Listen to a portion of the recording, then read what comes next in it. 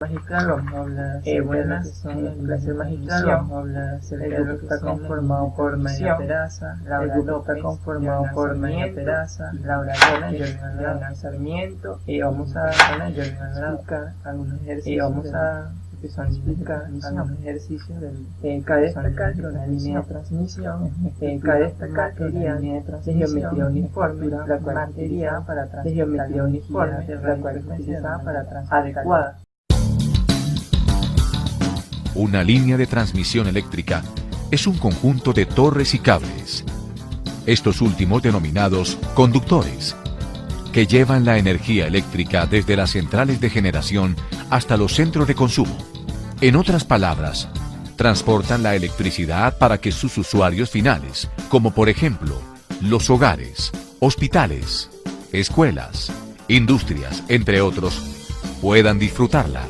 Y las subestaciones son el lugar al que llega la energía a través de las líneas de transmisión para que sus niveles de tensión sean modificados y así facilitar su transporte y distribución a los usuarios finales.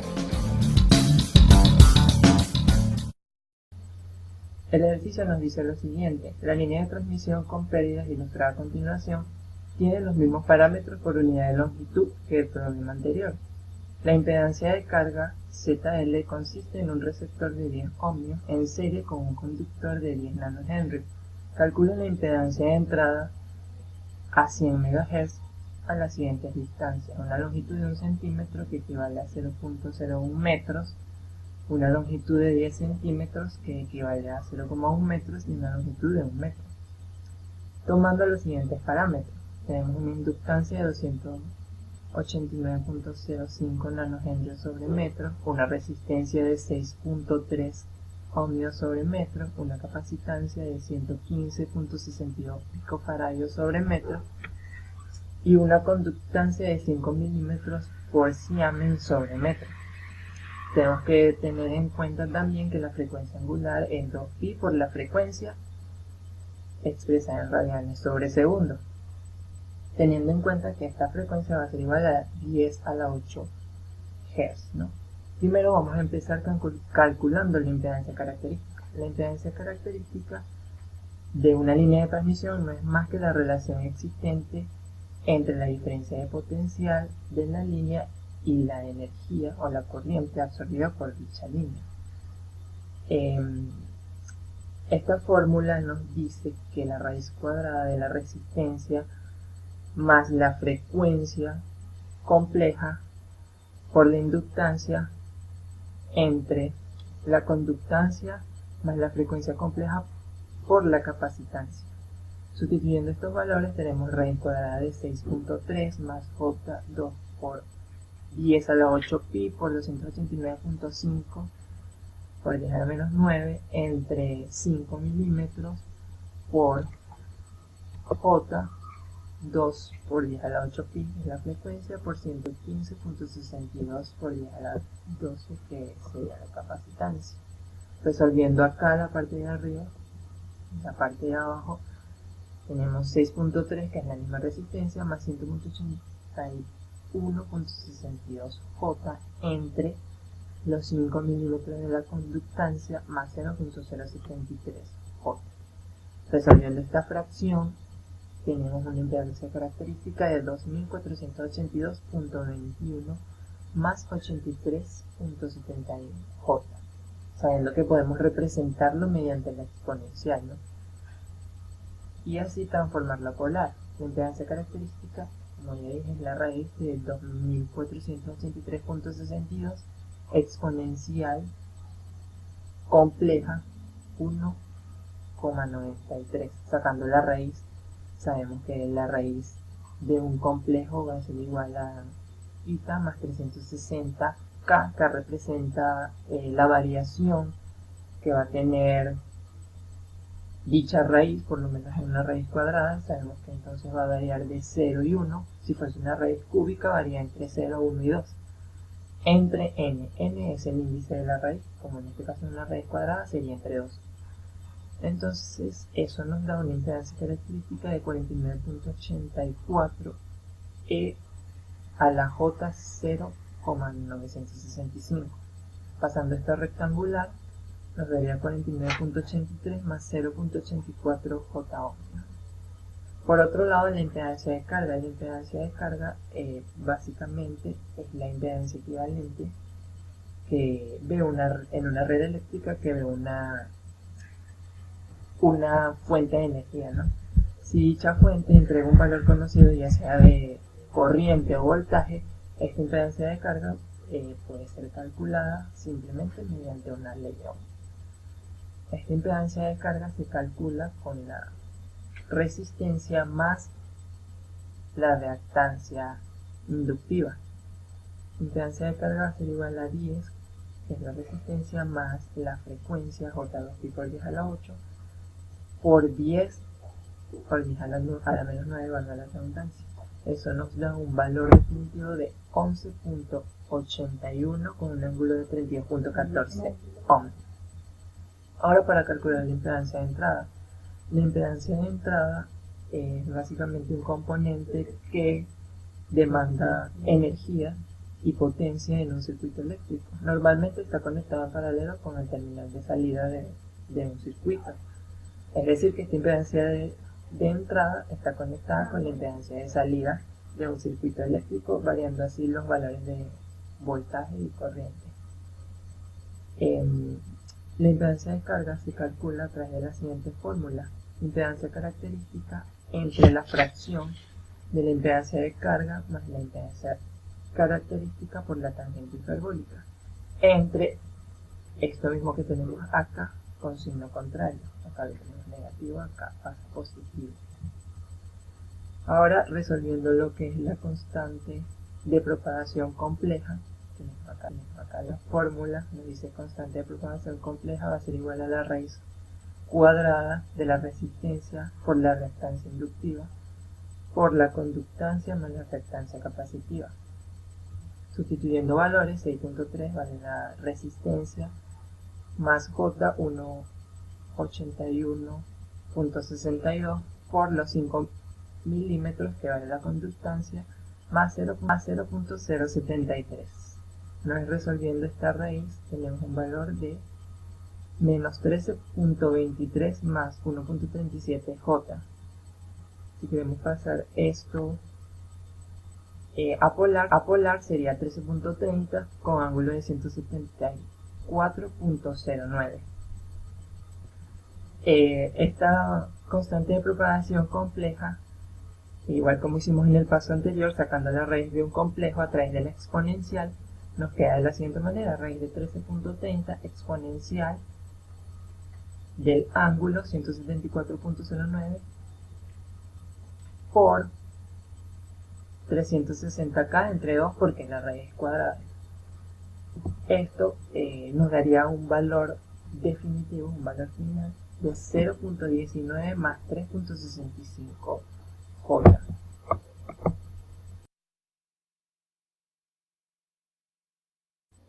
Bueno, sabiendo que la tangente hiperbólica de la constante de propagación compleja la podemos expresar de manera exponencial de este modo: Euler elevado a la 2 por la constante de propagación compleja menos 1 entre Euler elevado a la 2 por la constante de propagación compleja más 1. Sustituyendo nos daría un resultado de Euler elevado a la 2 que multiplica a 0,19 más 3,65 J por 0,01 menos 1 sobre Euler elevado a la 2 que multiplica 0,19 más 3,65 J por 0,01. Para empezar a resolver esto, tenemos que tomar en cuenta que tanto el 2 como el 0,01 son escalares, por lo cual podemos multiplicar de forma directa, lo que nos da un resultado de Euler elevado a la 0,02 multiplicado por 0,19 más 3,65 J menos 1 entre Euler elevado a la 0,02 multiplicado por 0,19 más 365 J más 1. Hay que tomar en cuenta que para resolver esto hay que aplicar una propiedad distributiva, tanto aquí arriba como aquí abajo, pero también por la ley de exponencial. Cuando está sumando, esto nos permite separar de este modo las exponenciales, lo que nos daría un resultado de 3,8 por 10 a la menos 3 por Euler elevado a la 0,73J menos 1 entre Euler elevado a la 3,8 por 10 a la menos 3 por Euler elevado a la 0,073J más 1. Esto nos da un resultado de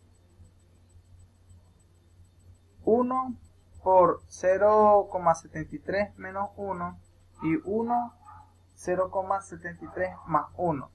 Esto es dándonos el resultado de la exponencial. Como esto está en radianes, necesitamos llevarlo a grados. Por lo tanto, la tangente hiperbólica de la constante de propagación compleja nos quedaría como resultado de 1 por 4,18 grados menos 1 entre 1,418 grados más 1. Resolviendo esto nos da un resultado total de 2 por 10 a la menos 15 más 0,04J. Sustituyendo en la z de entrada, tendríamos que la z sub 0 por 10 más 2pi más 49,83 más 0,84J por lo que nos dio el valor de la tangente hiperbólica de la constante de propagación compleja, que es este resultado que está aquí, entre 49,83 más 0,84J más 10 más 2πj por la tangente hiperbólica de la constante de propagación compleja. Todo esto nos está dando un resultado de la z de entrada en la longitud de 0,01 es igual a z0, que nos está dando 10 más 2πj más menos 0,03 más 1,99j entre 49,83 más 0,84j más menos 0,25 más 0,4j. Resolviendo esto nos está quedando como resultado que la z de entrada es igual a z0 por 9,97 más 8,27j entre 49,58 más 1,24j, lo que nos da un resultado total para la z de entrada de 49,83 más 0,84j correspondientes al z0, que multiplica al 0,21 más 0,16j.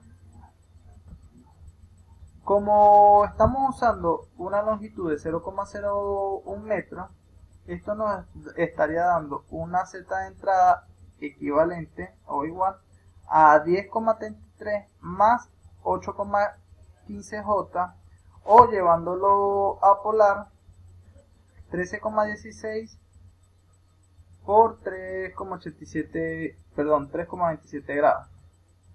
Para evaluarlo en 0,1 metro o en 1 metro, tendríamos que repetir todo el proceso, pero cambiando los valores determinados, bien sea 0,1 metro o 1 metro. Muchas gracias.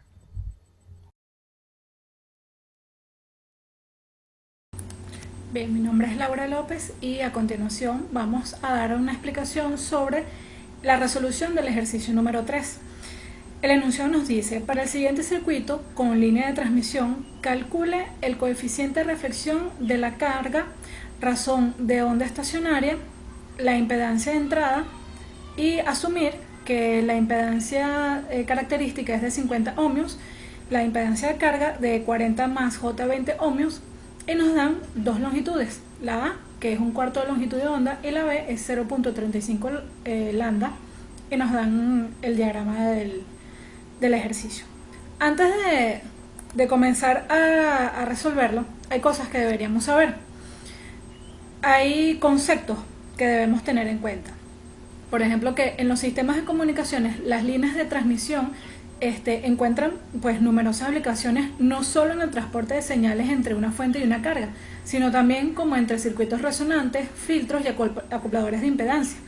Algunas de las aplicaciones más comunes incluyen el transporte de señales telefónicas, datos y televisión, así como la conexión entre transmisores, antenas y entre las antenas y los receptores. El análisis de las líneas de transmisión requiere de la solución de las ecuaciones de campo electromagnético que están sujetas a las condiciones de fronteras impuestas por la geometría de la línea y en general no pueden aplicarse la teoría clásica de circuitos que ya conocemos, ya que ésta se ocupa de circuitos con parámetros concentrados, en tanto que una línea, pues los parámetros son distribuidos. Dichos parámetros pues son la resistencia, la inductancia, la capacitancia y la conductancia. Y en los circuitos eléctricos convencionales estos están concentrados en un solo elemento o en un componente bien localizado que está físicamente. Se considera que el circuito, los parámetros son concentrados cuando las dimensiones físicas de sus componentes, incluyendo los hilos de conexión, son mucho menores que la longitud de onda de la energía manejada por el circuito. Si las dimensiones del circuito y sus componentes son comparables a la longitud de onda o menores que esta, el circuito debe considerarse como de parámetros distribuidos y su tratamiento requiere de la teoría de las líneas de transmisión, que es derivada de la teoría del campo electromagnético. Así, en una línea de transmisión, la resistencia, la inductancia, la capacitancia o conductancia no pueden considerarse concentradas en un punto determinado de la línea, sino distribuidos uniformemente a lo largo de ella. Es por esto que existen los parámetros primarios de las líneas de transmisión. Como mencionamos antes, los parámetros son resistencia, inductancia, capacitancia y conductancia. Estos se ven reflejados en series por unidad de longitud. La resistencia expresada con la letra R, la inductancia con L, capacidad en paralelo por longitud con la letra C y la conductancia en paralelo por unidad de longitud con la letra G, y sus unidades que vemos acá en el cuadro. Una vez que ya conocemos cuáles son estos parámetros primarios de las líneas de transmisión, podemos comenzar entonces con la resolución del ejercicio. Cuando vemos lo que nos están solicitando, en primer lugar pues están requiriendo en el ejercicio hallar el coeficiente de reflexión de la carga. Bien, en voltaje, las terminales de la carga es la suma de dos voltajes, es decir, hay un voltaje incidente debido al generador, que es el voltaje de entrada V sub I, y otro reflejado por la carga, que es V sub R. La relación entre el voltaje reflejado y el incidente es lo que se designa como coeficiente de reflexión. Este coeficiente de reflexión en la carga se puede calcular utilizando la expresión gamma, que es la letra griega que se utiliza para denominar el coeficiente de reflexión, es igual a la impedancia de carga sobre la impedancia característica menos 1 sobre la impedancia de carga sobre la impedancia característica más 1. Haciendo esta fórmula más simple, queda que el coeficiente de reflexión es igual a la impedancia de carga menos la impedancia característica sobre la impedancia de carga más la impedancia característica. Si sustituimos estos valores de la fórmula con los que ya tenemos en el enunciado, pues vamos a tener que la impedancia de carga, que es J más 40 ohmios, porque nos da este resultado con un ángulo. Bien, sabemos que por fórmula estamos trabajando con la impedancia característica y en general Z sub 0 es un elemento complejo, que quiere decir que tiene una parte real y una parte imaginaria, que es lo que vemos cuando tenemos el número 40 con el número real y más J20 es nuestra parte compleja, nuestra parte imaginaria. Esto es lo que quiere decir que hay un desfasaje entre la onda de tensión y corriente. Es así que tenemos el ángulo de 1.81 grados es el ángulo que hay de desfasaje entre la señal de la corriente y la onda de la tensión. Bien, lo otro que nos piden es hallar la relación de onda estacionaria. La relación de onda estacionaria se puede definir como la relación entre el máximo valor y el mínimo valor de tensión sobre la línea. Cuando una línea no está acoplada, es decir, que está terminada en su impedancia característica, parte de la energía incidente sobre la carga es reflejada hacia el generador. Entonces, la relación entre el voltaje de la onda reflejada y el de la onda incidente, como ya hemos mencionado antes, es el coeficiente de reflexión. Este hecho da lugar a que a lo largo de la línea se forme una onda estacionaria con máximos y mínimos de voltaje y corriente a distancias fijas a lo largo de la línea y que tiene la forma mostrada en la figura que está acá.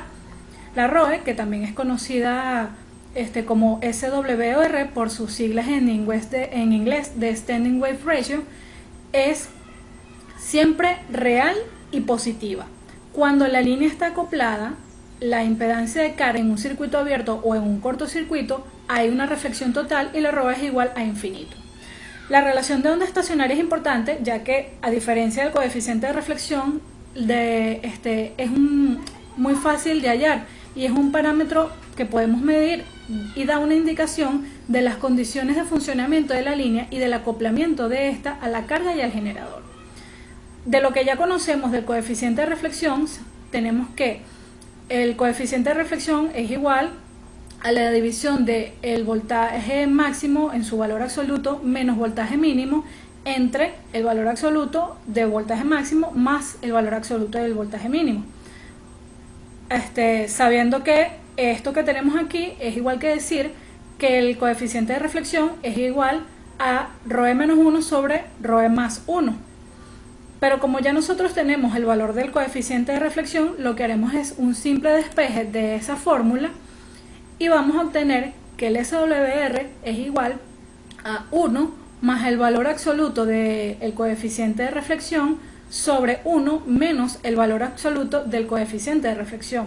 Es decir, nuestra relación de onda estacionaria es igual a 1 más 242.5 sobre 1 menos 242.5. Hay que tomar en cuenta acá que nuestra relación, que el coeficiente de reflexión nos daba además de 242.5 un valor del ángulo. Pero si recordamos la teoría que acabamos de exponer hace poco, el ángulo es la parte imaginaria y la relación de onda será siempre, además de positiva, un elemento real, es decir, vamos a omitir la parte imaginaria y solamente vamos a trabajar con la parte real, que son 242.5.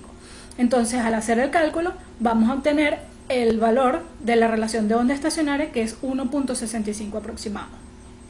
Buenas, continuando con la clase magistral, les explicaré el segundo ejercicio.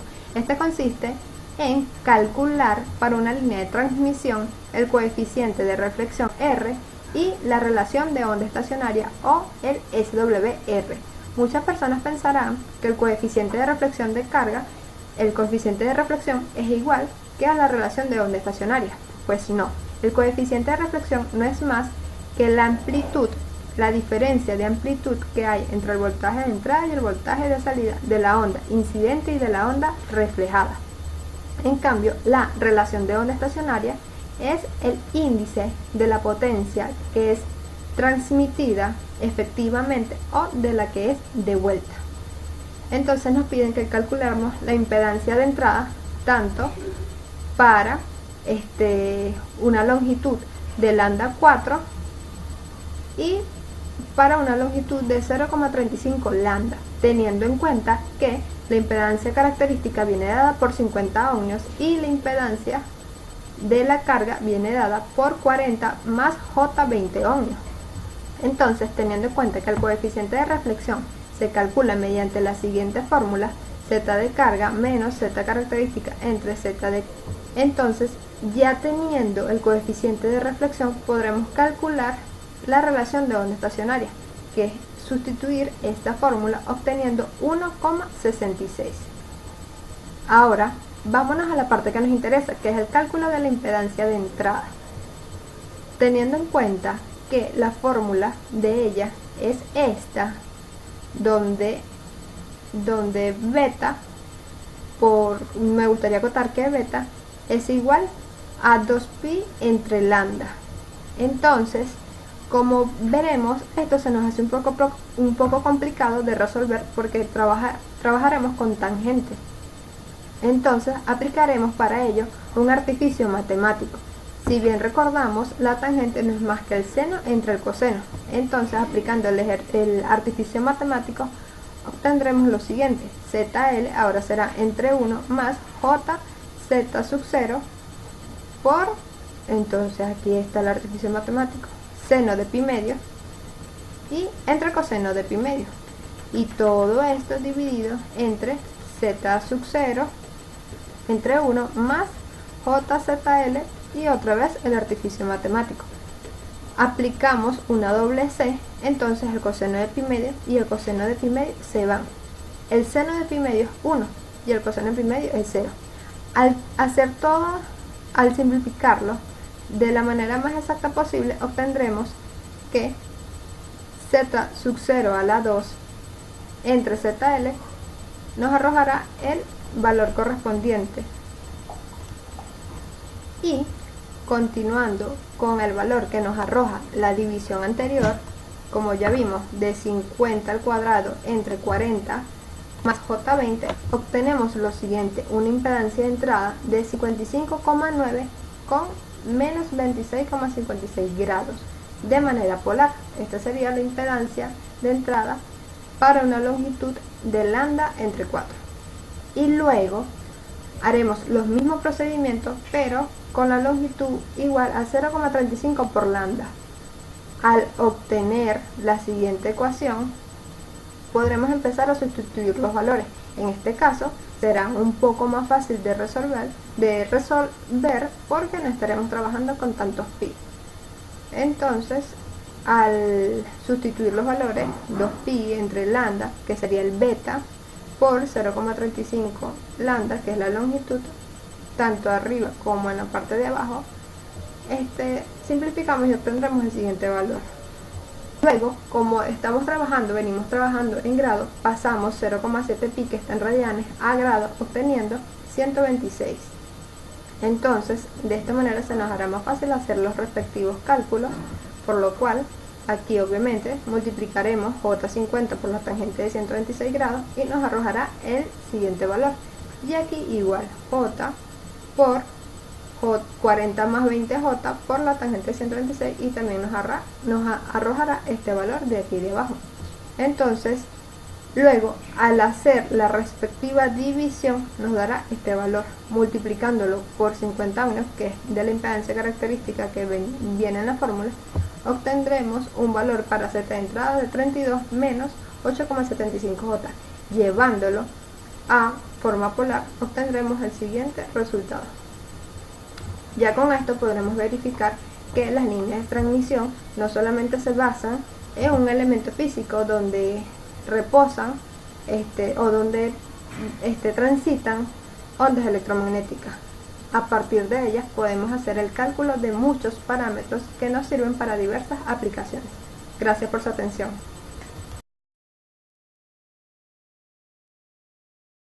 Que tenemos